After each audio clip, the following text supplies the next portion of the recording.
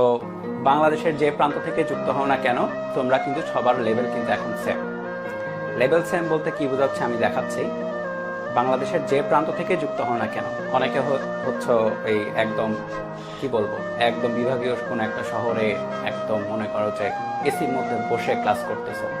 আবার অনেকে আছে একদম অজপাড়া গায়ের একটা গ্রাম থেকে কষ্ট করে ডাটা কিনে অনলাইনে ক্লাস করতেছে।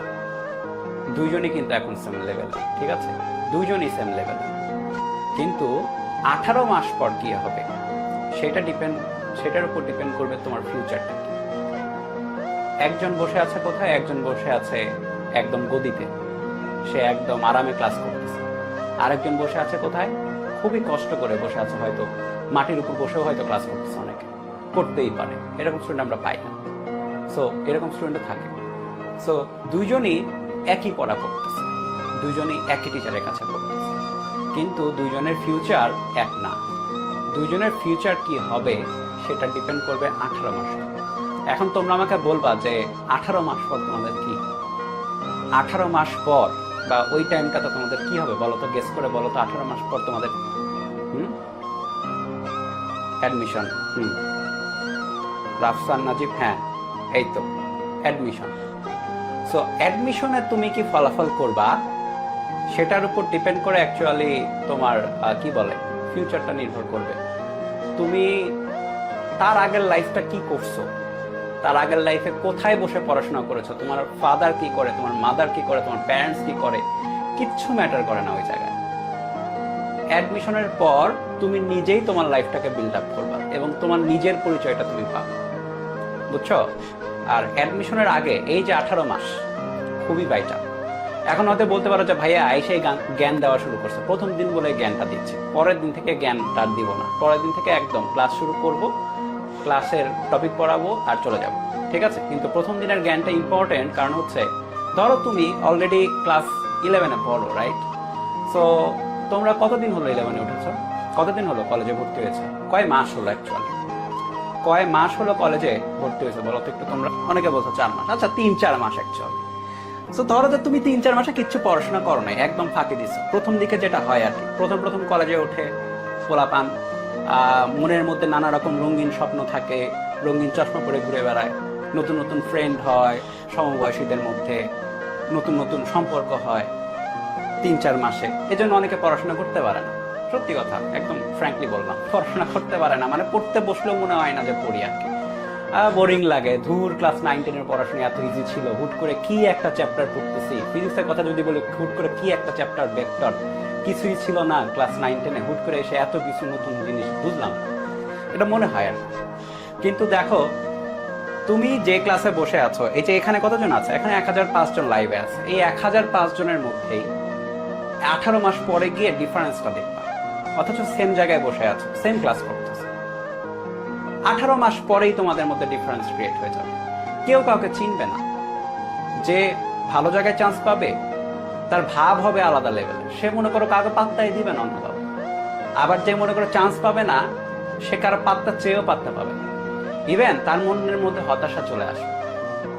সো আমি যদি টাইম লাইনটা আঁকাই, ইফেক্টিভ ভাবে 10 মাস এনাফ।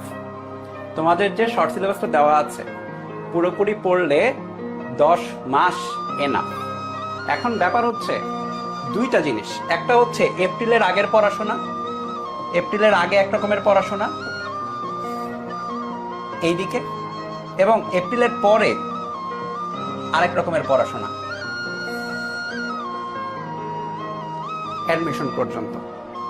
এখন কোন পড়াশোনাটা তোমার লাইফের কি বলে যে তোমার ক্যারিয়ারটা নির্ধারণ করবে, এইটা নাকি দুইটাই, কোনটা দ্বিতীয়টা নাকি দুইটাই? সবাই এখন ভালো ভালো কথা বলে, ওই যে থাকে না, ওই যে আইডিয়াল স্টুডেন্ট একটা ছিল না, আইডিয়াল স্টুডেন্ট একটা প্যারাগ্রাফ ছিল, ওইখানে ওই প্যারাগ্রাফ লিখতে যে সবাই একদম খুব ভালো স্টুডেন্ট হয়ে যায়। An ideal student is he who studies regularly, যে হচ্ছে রেগুলার স্টাডি করে, সব পড়াশোনা করে ফেলে আর কি, একদম সব কথা শুনে ফেলে, মানে সবার কথা শুনে, লাইক টিচারদের কথা শুনে, প্যারেন্টসের কথা শুনে, পরীক্ষার আগে সব কভার করে ফেলে, আইডিয়াল স্টুডেন্ট। এই যে অ্যান্সার দিতে বলছি, সবাই আইডিয়াল স্টুডেন্ট হয়ে গেছে, সবাই বলছে হ্যাঁ ভাইয়া দুইটাই। এখান থেকে যা পড়বো পুরোটাই ইম্পর্টেন্ট। আইডিয়াল স্টুডেন্ট সবাই। এটার বাস্তবায়ন করবে 10%। কয়জন আছো? 1294 এখন। 120 জনের মতো এটা বাস্তবায়ন করবে। আইডিয়াল স্টুডেন্ট কারা জানো? এই যে ক্র্যাশ কোর্স শুরু করছো না, আজকের দিনে কালকের দিনে 2 দিন মিলে শুরু করছো, একদম লাস্ট ডেটে দেখো কয়জন লাইভ থাকে। একদম লাস্ট ডেটে দেখো কয়জন লাইভ থাকে। ওই কয়েকটাকে বলবো যে একটু আইডিয়াল স্টুডেন্ট আসে, হ্যাঁ এরা রেগুলারলি ক্লাসগুলো করছে। সো এই যে আজকে বলতেছো, ভাবতেছো ভালো হয়ে যাব, ভালো হইতে টাকা পয়সা যেহেতু লাগে না, ভালো হয়ে যাব, কিন্তু কালকে থেকে দেখবা যে কালকে সকালে উঠে ভুলে গেছো এই জিনিসটা। কিন্তু যখনই ভুলে যাবা তখন একটা কথা বারবার চিন্তা করো যদি, তাহলে মনে হয় যে মনে থাকে। কিরকম কথা চিন্তা করবা? চিন্তা করবো এরকম যে তুমি আসলে কেউ না, ইউ আর নাথিং। তুমি 11-এ পড়া একটা স্টুডেন্ট না, বুঝছো? তোমার প্যারেন্টস কি করে ওটা ম্যাটার না। তোমাকে কিছু একটা হইতে হবে, হওয়ার জন্য তোমাকে এই জায়গাটা ভালো মতো পার করতে হবে। আর এই জায়গাটা ভালো মতো পার করার জন্য তোমার এখন থেকে শুরু করতে হবে। যারা এই জায়গাটা ভালো মতো পার করে তারা কেউ এমন না যে এই 4-5-6 মাসে জাদু কইরা খুব ভালো চান্স পাওয়া যায়, এমন না।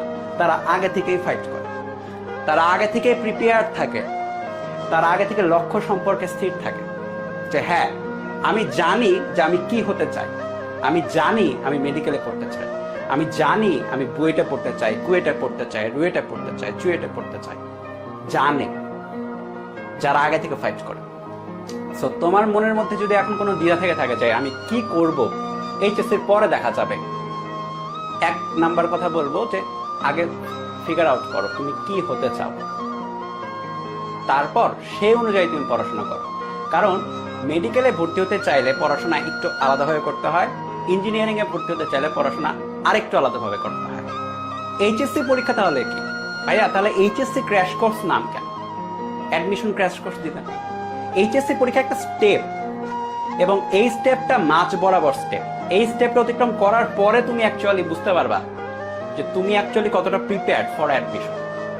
এইচএসসি পরীক্ষার এই স্টেপের উপর ডিপেন্ড করবে হচ্ছে তুমি বুয়েটে পরীক্ষা দিতে পারবা কিনা।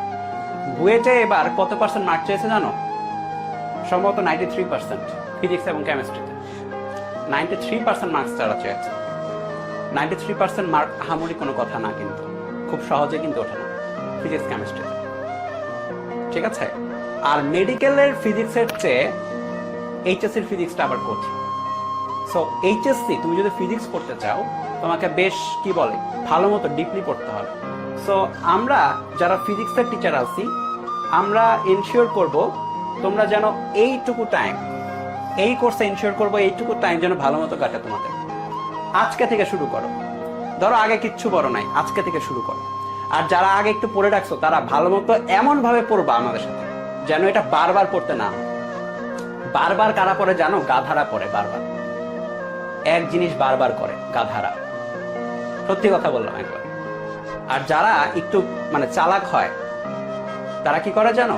তারা একবার পড়ে, পরের বার ওই জিনিসটা রিভিশন করতে যতটুকু পড়া লাগে ওইটুকু মার্ক রেখে যায় যে হ্যাঁ পরীক্ষার আগে আমার এতটুকু মার্ক করা জায়গা, ঠিক আছে এতটুকু পড়তে হবে, বাদ বাকিটুকু আমি পারি। আর যারা গাধা তারা সবকিছু বারবার পড়ে, বুঝছো? সো বি স্মার্ট, একটু স্মার্ট হও, দেখবা যে তোমার পড়াটা কমে যাবে। একবারই পড়বা, সব কষ্ট একবার করবা, পরবর্তীতে পরীক্ষার আগে তুমি জানো যে এই জায়গা থেকে এই জায়গায় প্রশ্ন হয়, এই জায়গা থেকে এইচএসসি তে প্রশ্ন হয়, এই জায়গা থেকে অ্যাডমিশনের প্রশ্ন হয়, এই জায়গা থেকে ইঞ্জিনিয়ারিং এর প্রশ্ন হয়, এই জায়গা থেকে মেডিকেলের প্রশ্ন হয়, তুমি জানো, ফিগার আউট করে ফেলবা পড়ার সময়। তাহলে এর পরের জার্নিটা তোমার জন্য ইজি হবে।